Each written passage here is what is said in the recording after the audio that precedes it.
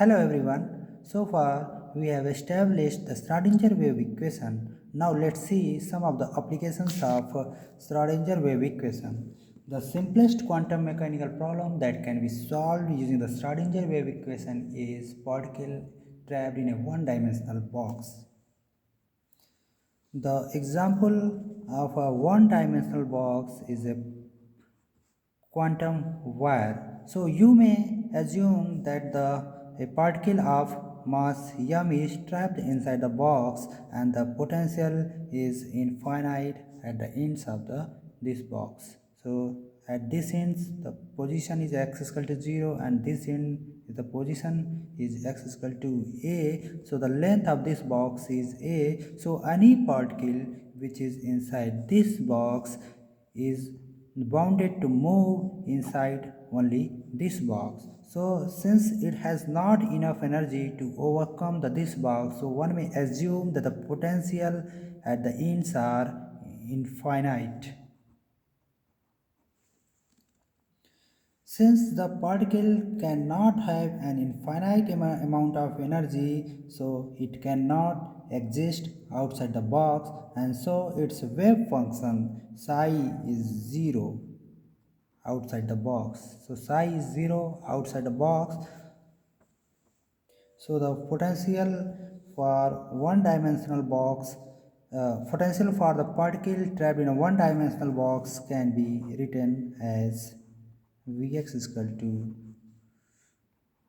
infinite for x is smaller than 0. So potential is infinite below the x is equal to 0, and it is, we can also assume the particle is free to move inside the box. Okay, suppose this is the electron. So electron is free to move along this quantum wire, but it does not have enough energy to overcome, to go beyond this wire. Okay, so you may assume that potential is infinite at the ends, and inside the box the potential is 0. So you can write it like that.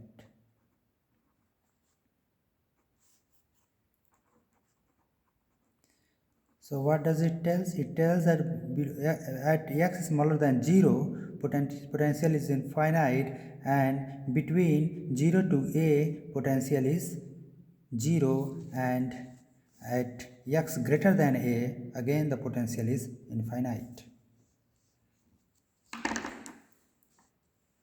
So you can also plot such condition as, suppose this is your x is equal to 0 and this is your x is equal to a. So potential can be plotted as Vx is increasing in this direction. Okay, so arrow tells us the potential is infinite, it is approaching to infinite. So you can, so this diagram tells us that the particle is trapped inside this box. Okay, so particle is basically moving in this direction, and the particle is also, because it, when it goes at this end it will be reflected back, and when it goes at this end, it see the way infinite potential, so it is again reflected back. So there is back and forth motion of the particle inside this box. Now our objective is to find the behavior of wave function psi within the box, namely between x is equal to 0 and x is equal to a. As particles probability is 0, as the wave function is 0 outside this box, so the probability of finding the particle is 0 outside the box. So we are mainly interested to find out the energy eigenvalues and wave function only inside this box. So let's first write the Schrodinger wave equation. So the three-dimensional Schrodinger wave equation can be written as 2m by h cross chi square e minus v psi is equal to 0. So del square psi plus 2m by h cross chi square e minus v psi is equal to 0. Call it equation number 1. This is your three-dimensional Schrodinger wave equation. Three-dimensional time-independent Schrodinger wave equation. Okay. So, but in our case, since the particle is restricted to move only in one dimension, therefore we can then only one dimensional equation will be sufficient for our purpose. So let's write the one dimensional Schrodinger wave equation.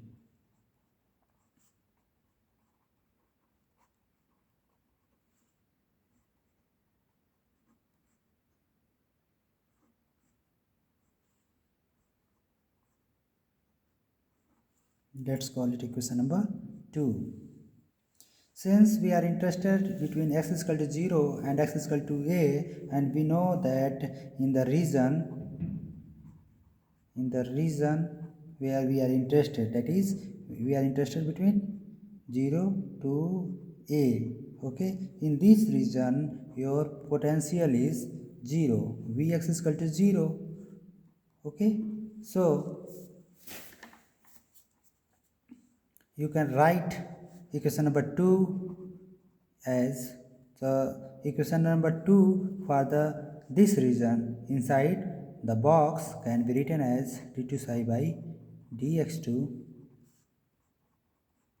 plus 2me by h cross chi square psi x is equal to 0. Let's call it your equation number 3. Okay, now if we assume that 2me by h cross is equal to k square, where k is some constant, okay. So 2me by h cross is equal to k square, then you can write it as k square psi.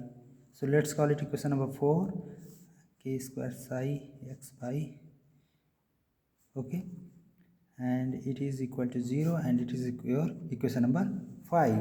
Now in order to find the wave function, we must need to solve this differential equation. So the solution of equation number 5 can be written as solution of equation number 5 can be written as psi is equal to, since this is the second order differential equation, so you can write the solution of this equation as a sin kx plus b cos kx. Okay, this is your equation number 6. So we have almost find out our wave function, but still we have to determine the coefficients a and b. So how will you do this? We will do this by applying the boundary conditions. Okay, so our boundary conditions are, you know that at x is equal to 0, so at this end, at x is equal to 0, your psi is 0, so psi 0 is equal to 0. Similarly, at x is equal to a, your psi a is equal to 0. Because here potential is infinite, so the probability of finding the particle is 0 at x is equal to 0 and at x is equal to a. So this is your, call it boundary condition number 1, and this is your boundary condition number 2. So when you apply the boundary condition number 1 in equation number 6, you will get, okay, so at x is equal to 0, at x is equal to 0, psi is equal to 0, okay. At x is equal to 0, psi is equal to 0, so you can write at x is equal to 0, this term will be 0 plus b, and cos kx at x is equal to 0, cos kx will be 1. So this implies that your b is equal to 0. Now substitute b is equal to 0 in equation number 6. Okay, if you substitute b is equal to 0 in equation number 6, you will get psi is equal to a sin kx only. Okay, let's call it equation number 7. So now let's impose the boundary condition number 2. Okay, the second boundary condition is at x is equal to a, means at this end the wave function is also 0, so you can write it as, when you apply this condition, you can get a sin ka is equal to 0. So since a cannot be 0, otherwise wave will not exist, so you can simply say that sin ka is equal to 0, and this term can be 0 only when k is an integral multiple of pi. So you can write it sin n pi, where n is some integer 1 2 1 2 3 4 5. Okay, now from this you can find out k is equal to n pi by a. So you can write equation number 7 as psi is equal to a sin n pi a by n pi x by a. Okay, let's call it equation number 8. Okay, so we have find here k is equal to n pi by a. So our equation for psi becomes like this. So no, first call it equation number 8 to this equation. K is equal to n pi a is equation number 8, and let's name it equation number 9. So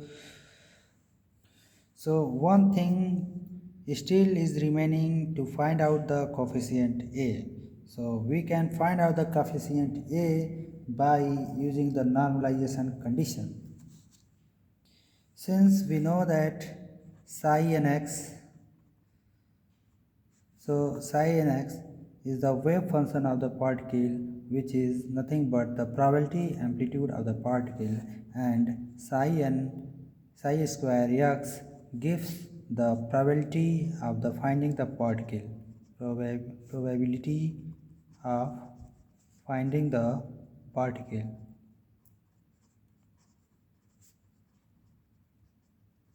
And psi nx is your probability amplitude.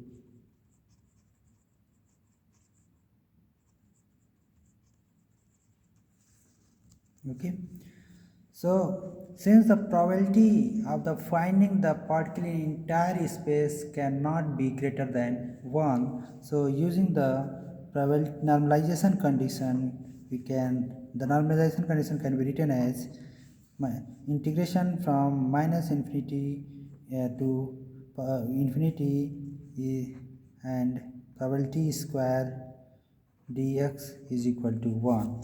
So as the particle is there will be some definite probability to find the particle inside space. So the total value means the integration of this value should be 1, because the probability cannot exceed 1. So this is our normalization condition.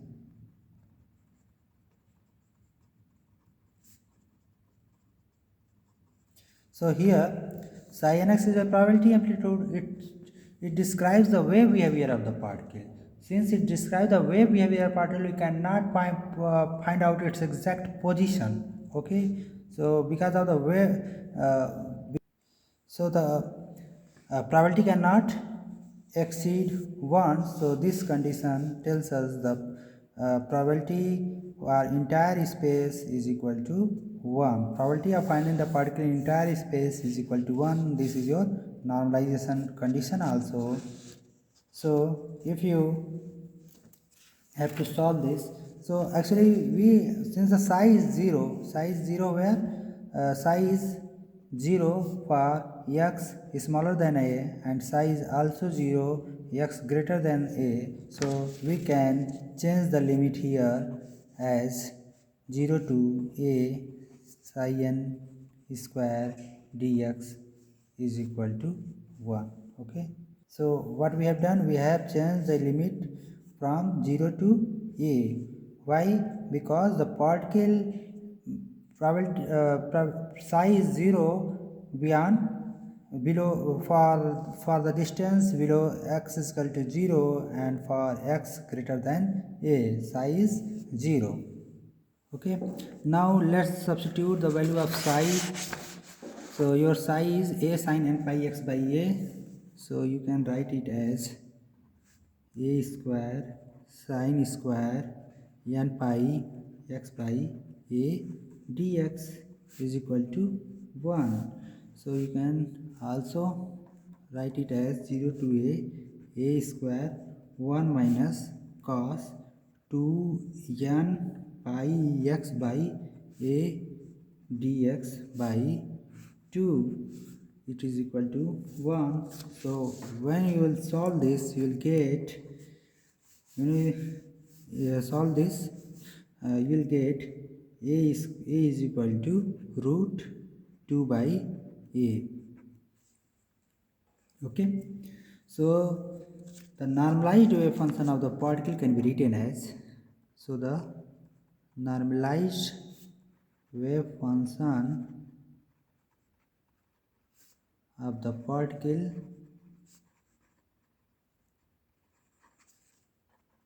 can be written as psi is equal to root 2 by a sin n pi x by a. Okay, so this is, let's call it equation number 10, that is the normalization condition, and let's call it equation number 11. So this is your normalized wave function of the particle trapped in one dimensional box. So equation 11 is the wave function of the particle of one dimensional box. Now let's discuss what is the expression for energy. So from equation number 8, you can write k is equal to n pi by a, and you know that k is equal to, that is, you have already assumed that 2me by h cross chi square. So you can write it E is equal to h cross chi square by 2m pi square a square n square. You can also write it as E is equal to h cross chi square pi square 2m a square into n square, where n is equal to 1, 2, 3, 4, 5, okay, so on.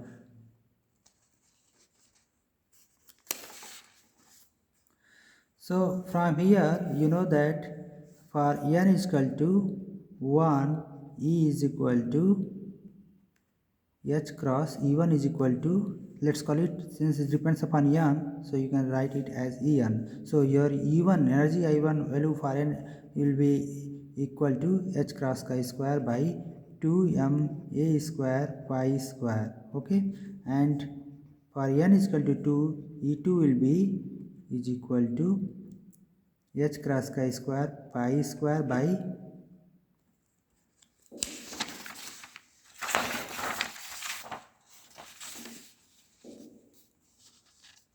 pi square by 2m a square into 4. Similarly, you can calculate for n is equal to 2, 3, 4.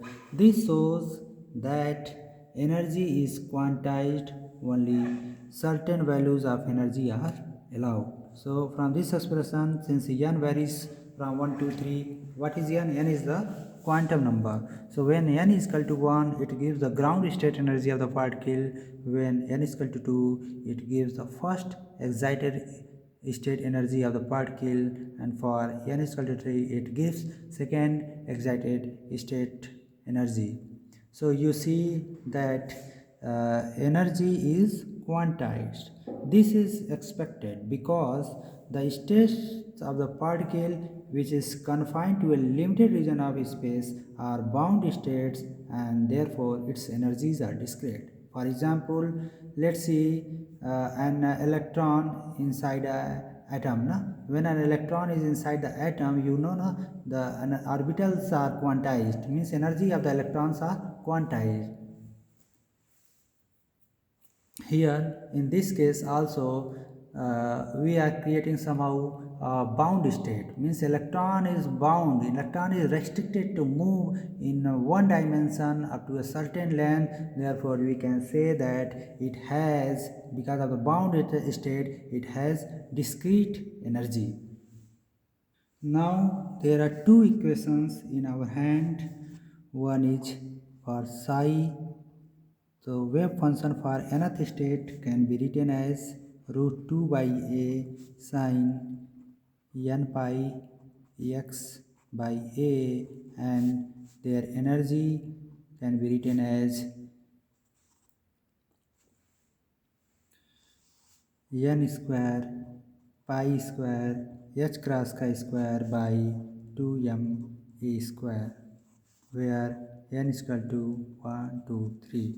This is the wave function that we have obtained by solving the Schrodinger wave equation, and this is the energy eigenvalues of the particle inside the one-dimensional box. So the ground state wave function, that is for n is equal to 1, when you will substitute n is equal to 1, you will get the ground wave state wave function, and it will be equal to root 2 by a sine pi x by a. Similarly, the wave function for the first excited state can be written as root 2 by a sine 2 pi x by a.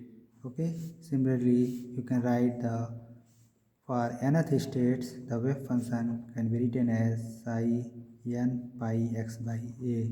Okay, so this is for first, and this is for ground state wave function for ground state, and this is for first excited state. Okay,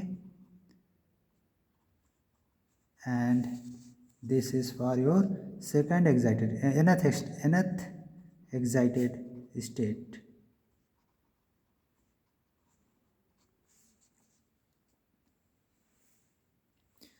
You can say it n minus 1th excited state, or simply you can say nth state. Okay, so this is your for ground state, and this one is for your first excited state, and this wave function is for n minus 1th excited state, and their corresponding energy can be written as E is equal to E1 is equal to pi square h cross chi square by 2m a square, and the first excited energy can be written as corresponding energy for the first excited state can be written as 4 times of E1. Similarly, for nth state you can write energy as n square E1.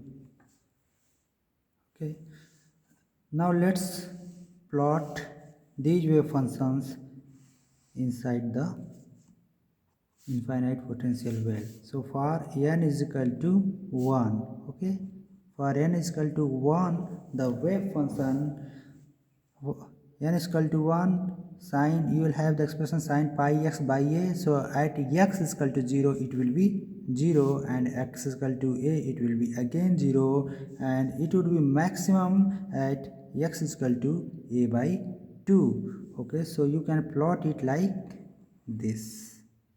This is your psi 1. Okay, similarly for n is equal to 2, n is equal to 2, you can plot the wave function psi 2, and you will be getting like this. Okay, similarly you can plot psi 3, that is for n is equal to 3, you can plot psi 3 as. Okay, so these are the plots for wave function. For this is plot for ground state, this is the plot for first excited state, and this is the plot for third excited state. Okay, since you know the psi 1, psi 2, psi 3, you can also plot their corresponding probability inside the box. So here note, here is x is equal to 0 and x is equal to a. So you are plotting between x is equal to 0 and a. This curve shows the probability amplitude inside the box. So if you will plot the probability, that is, what is your probability? Probability is psi square. Okay, probability of nth state will be given by mod of psi square. Okay, so if you will plot it, you will get, for n is equal to 1, you will get like this. This is your mod of psi 1 square. Okay, similarly for n is equal to 2, you can plot psi2 as, similarly for n is equal to 3 you can plot like this. This is your psi3 square. This is for n square. Similarly you can plot for any order. So what information you can obtain from this? So you see that for the ground state the probability is maximum between the box. So if it is x is equal to 0 and it is x is equal to a, so the probability is maximum at x is equal to a by 2. Similarly the probability is for n is equal to 2, the probability at x is equal to a by 2 is 0, but it is at x is equal to a by 4 the probability is maximum, and x is equal to a by 4 the probability is maximum, and at x is equal to 3a by 4 again the probability is maximum. In this way you can find where the particle may stay for a longer time. So two more informations that we have obtained is that for a particle which is trapped inside the box, energy eigenvalues are discrete, okay, and the probability of finding the particle is maximum in the ground state at in between the box, and for excited state the probability is maximum at x is equal to a by 4 and x is equal to 3a by 4. So this by this analysis, by solving the Schrodinger wave equation, we have concluded these two results. Okay, now let's stop here.